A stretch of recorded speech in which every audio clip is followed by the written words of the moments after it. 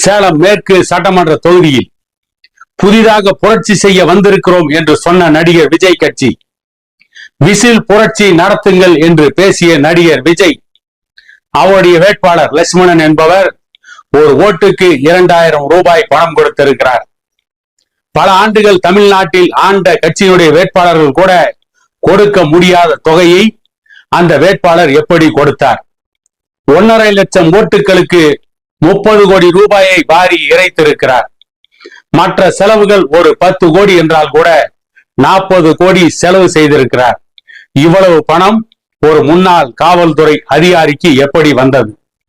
இவையெல்லாம் அவருடைய பாட்டன் பூட்டன் சொத்துக்களா அல்லது அவர் மன்னர் பரம்பரையிலிருந்து வந்தவரா என்ற கேள்வி இன்றைக்கு சேலம் மேற்கு தொகுதியில் மட்டுமல்ல தமிழ்நாடு முழுவதும் எழுப்பப்படுகிறது.